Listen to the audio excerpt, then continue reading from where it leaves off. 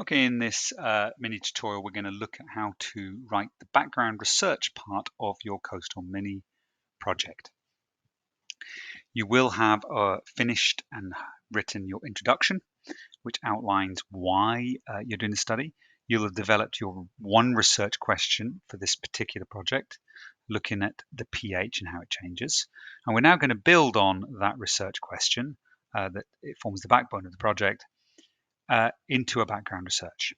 Now, the background research in your actual investigation will be longer because you will be doing background research on each of your 3 research questions. But in this project, because it's a mini project, we are only needing to do one piece of background research. And the first thing I should say is, what is background research? Well, background research is where you show and demonstrate wider reading. Okay. The first thing I would do is just pause the video and have a quick little read of this part here. Okay, now assume you've read the little highlighted part of text. Let's just think about how do you demonstrate background reading? Because there's 2 ways you can approach this. Students often read lots of information around a particular area that they're studying, and then they just write lots of knowledge, and they become almost like mini essays, and that's the wrong approach to good background research. So good background research should start, think about the research question, and think about the fact that somebody reading that research question knows nothing about that research question. So the background research unpacks the research question. It shows and should show what is pH, how should pH change, why does pH change as you move away from the sea, why does the soil change as you move away from the sea? Because you can't really talk about why pH changes as you move away from the sea unless you actually talk about how soil develops. Okay, and by the end of reading a mini chapter on background research, in this case on pH changes, I should be fully aware about what I am expecting to find as I move away from the sea. When I actually go to a real beach, what should my results show? They're not necessarily going to show it for real, but what would I expect to find based on my research, on my background reading? Another really good thing about background research is you've got to demonstrate wider reading. So you have to show the marker that you've done all this reading. You have to be quoting people, quoting websites, quoting sources, using facts and figures in your background research as often as you can to demonstrate and show off that you've done lots of extra reading. And just as with the introduction, every time you refer to somebody else's work, you use a diagram, you use a fact or figure that you've taken off the internet to back up a point you're making or to make a point that you're making, then you want to put that little number right next to your fact or your quote, and in the back of your project, put a link to your bibliography. Now, I should say at this point, because I've not mentioned it already, a lot of students also like to put the sources they use, the websites they use, in what we call a footnote, so at the bottom of a page. Now, for the mini project, we're not going to be doing that, but in your actual investigation, I would encourage you to also have your sources cited in the footnotes. So that would be in the space at the bottom. But I'm not going to do that in a mini investigation. So let's have a little look at what we're going to be doing. Now, I have given you the 4 main sources I'd like you to use. So I've done some work for you and found 4 sources that each will gradually build the reader's knowledge about what are sand dunes, how does soil develop as you move inland, what would you expect to find in terms of the soil, how would you expect the soil to change, how would you specifically expect the pH to change, that's the second source. The third source will actually tell you about why pH changes. So why is soil very alkaline when you're at the beach, standing on a beach, and why does it gradually become more acidic as you move inland? And there's a little bit of information on this third source. And in the final source, we're going to use somebody else's research, their results that they've discovered when they visited a real beach, and quote those results to prove, or use the facts and figures to kind of prove that this is the change that we might expect. What that will then do is it will allow us to compare our own results from our own beach to this person's study. So let's just back up and look at the first source. Now, this is a video. It's going to educate you about how sand dunes form. And this is going to form the backbone to your opening paragraph. So when you've watched this video, you're going to want to write an opening paragraph that explains these points here. I want to know what sand dune succession is. I want to know why the diversity of plants increases as I move further away from the sea. Okay, so what is it to do with sand and sand changing and evolving that allows plants to gradually develop and become more diversified and more varied? Why is there more biodiversity as I gradually move further and further away from the sea? So what is changing that allows more plants to develop? Why is the soil becoming more organic rich? Why is the soil becoming deeper? And why does the soil have more nutrients? And why does it retain more moisture as I move away from the sea? Now, you should use some of the information in the video.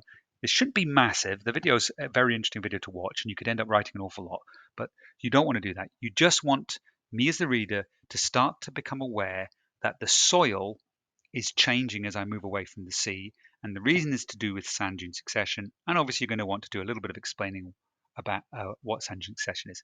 I would specifically try to quote somebody in the video, some information they use, so you can then use this Time for Geography video as a source. And you can link it. If you actually took what somebody says, one of the presenters says in the video, and quoted them, and then put a little citation, a little number, let's say this is number 3, and then in the bibliography you could put this web link because you've used the evidence from the video to build up this explanation.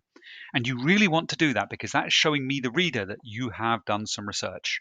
If you don't do that, I will just assume all of the stuff you're writing is just from your own brain, and then that is not evidencing research. Okay, once you've done that paragraph, your second paragraph is going to be this source here. Okay, and this source here, the main thing you're going to want is this diagram here.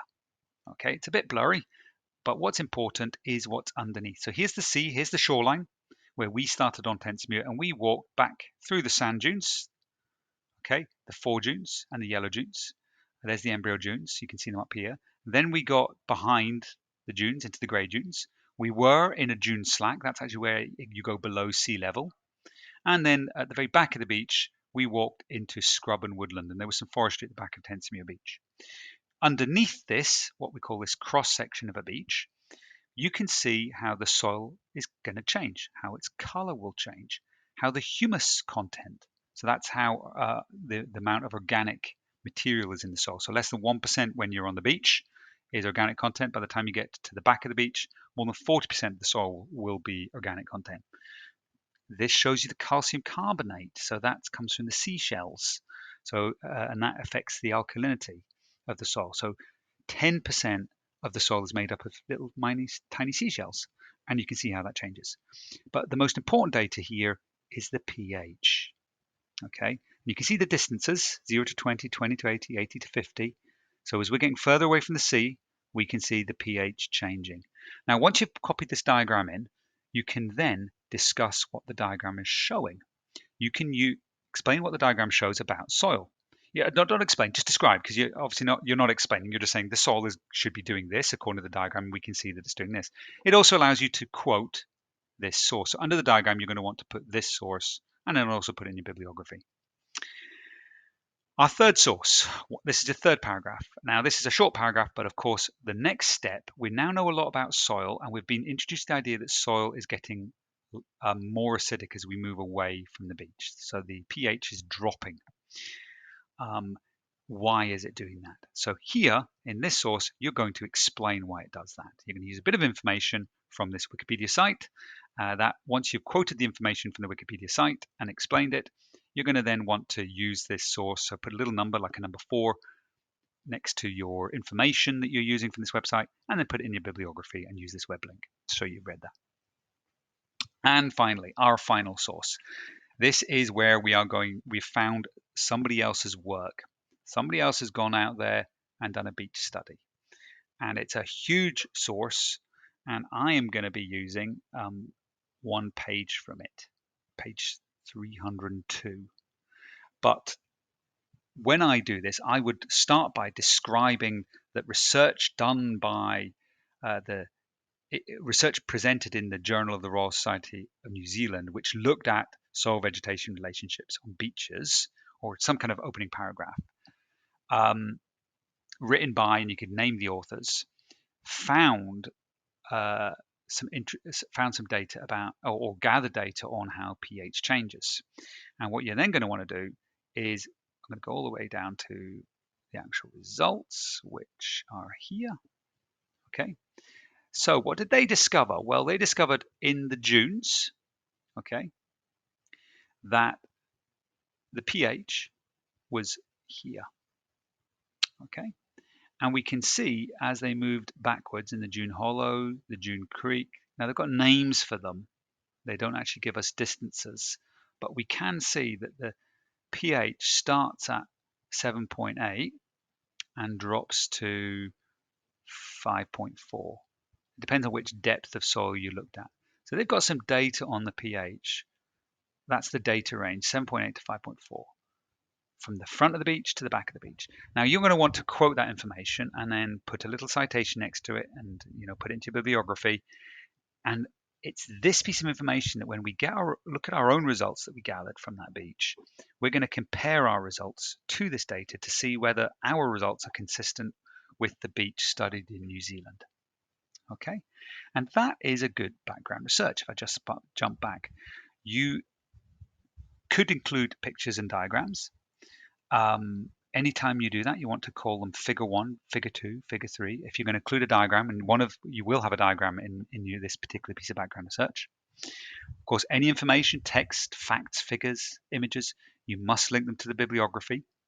Okay, and that's the background research. Spend time writing it. Don't make it too long. Be careful it doesn't grow into a massive chapter.